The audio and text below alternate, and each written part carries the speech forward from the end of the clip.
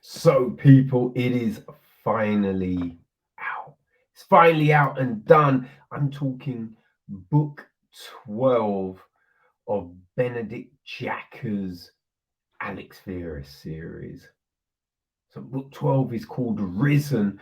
And the big thing about this is it's the end, it's the last chapter of this series. And man, I have thoroughly enjoyed this. I really have.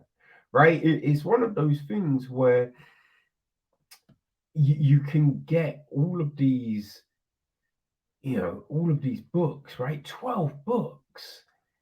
And you you do find that a series can start well, right? The first three, sometimes four books are really good, and then it just seems to drop in quality, right? Because the idea is getting stretched,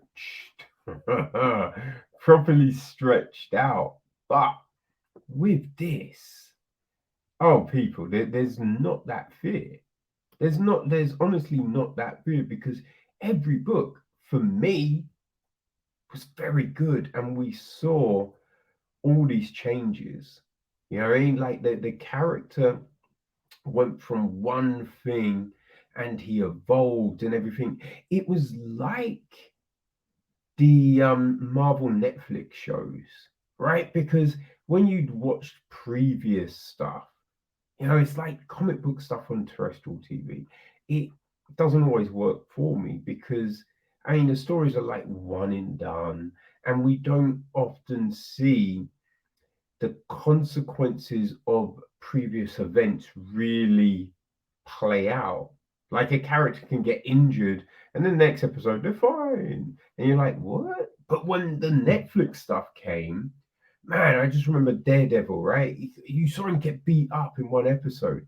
He's fucked for like the next 5 episodes, which was great because it was like, oh, yeah, this feels different. This feels new. And that's like these Alex Verus books because these events they impacted the character, they changed the character for the better or the worse. We saw relationships change.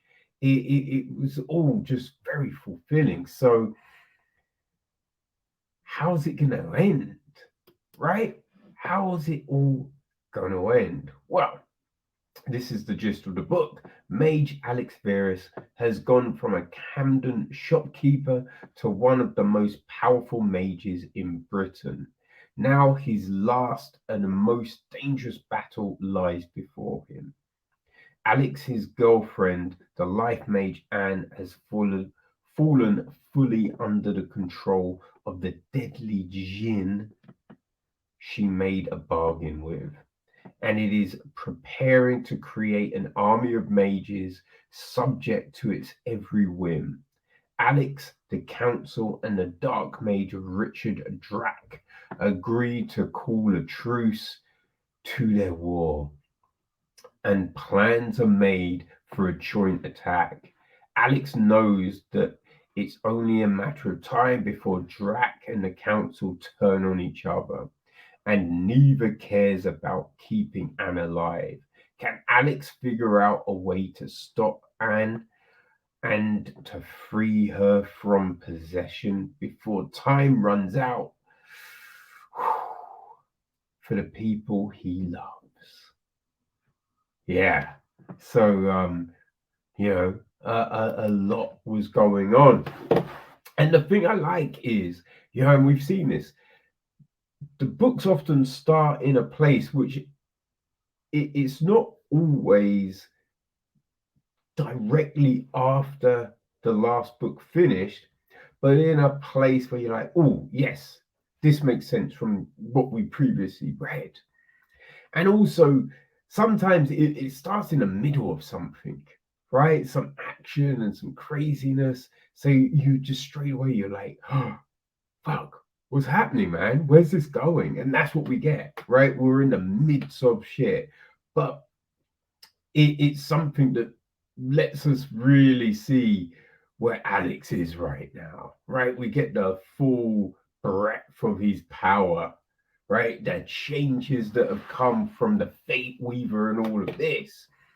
So you're like, oh shit, okay, all right, let's go, right? And as mentioned, he's trying to save Anne, right, which has been going on for a few books, but everything has changed. The stakes have risen, and I think with this whole council and Drac situation, the fun thing about it was like it's just there's no trust. So it really makes the story interesting, but also I think Jacka doesn't fall into that trap where you write that story, you get it to a place, and then like how do we extricate ourselves from this? Oh, in the last minute this happens, and it's just like, wait, what? I mean, fine, but basically you had the character dead, and now it just feels a bit of a cheat. So there's not that. Like every magical device, all these powers, there are consequences, or it's like a gauge. So to use the power, you have to be in this situation, or to get the best results, this has to be for it to work, right? So it creates a better playing field, right? You can't just have someone go, I'm going to zap my fingers and this is going to happen. No, it doesn't work like that. And that keeps you interested, because we then have to find these solutions to get around everything. And also, where have characters that lie and backstab, it's not one of those ones where, oh so that character's turning on you, all right, but surely you would know, because they've done it before, so why wouldn't you? No, all of that is there, right? All of that goes into the planning of things and trying to figure it out, and sometimes it's clear, sometimes you just don't know, like, but there's going to be something coming. So it keeps you gripped all the way through, and you have to pay attention, because some things that get picked up or put in place early on, then that impacts how events go towards the end. And you're like, oh, shit, I nearly forgot about that, right? You know what I mean? Especially certain focuses, people, right? Gotta focus on the focuses, right? As it were. So yeah, man, ah, it is definitely a really good end to the series. And also, we do see these consequences to a lot of those actions. People die, right? And it's not just a situation where we're just going to kill a load of mindless people or characters no one knew about, no one cares about. No, people die, right? Big things happen, and and it's also handled in that way where there's gonna be regrets, there's gonna be that reflection on everything, that you're just like, hey, what I mean, this ain't great, or, well, am I any better, which is always been a great part of the series, because it blurs those lines, between good and evil and all of that jazz. It's not just as simple as that. Or it's one of those things of, because we're perceived as the good guys, all the killing we've done gets justified. But if someone looked at it, are we any better? Are we? So it throws all of these things up, which, just, makes it a great story. And there are definitely bits where you're like, oh no, you're not gonna do that. Right? There was a moment towards the end where it's just like, wait, are you telling me that all the time that was, and I'm like, I mean, it's clever, but surely that they would have, but no, it doesn't. And you're like, okay, huh. So then how did, and you're just thinking like, how does that work? How does that? And then you get the answer, and you're like, oh fuck yeah, yeah. No, that was good. That was well played. Well played, sir. Yeah, and everything is yeah, read extremely well by Gildrant Jackson, Gildrant. Yeah, you know, but yeah, he does a very good job as he has with the rest of the series.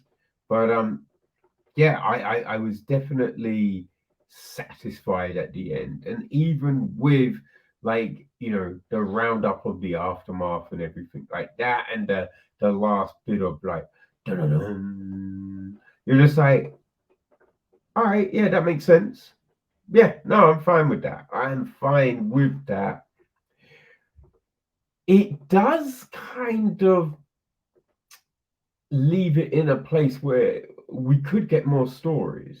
We could get more stories in this universe, which I wouldn't be adverse to. You know what I mean? I wouldn't be adverse to because we've had some great characters.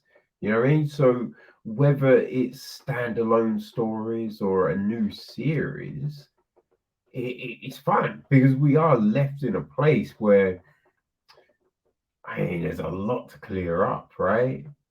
There's a lot to clear up and a lot that could come out of all of this, especially changes, potentially with the adepts and just all of that jazz. Now that blurred line between the light and the dark mages. So there is a lot of fertile ground here, people. But if you've enjoyed the previous 11 books, I don't think Risen is going to disappoint you. I think you're going to be satisfied with how this series culminates, where the characters get left at, well, the characters who survive it all, people.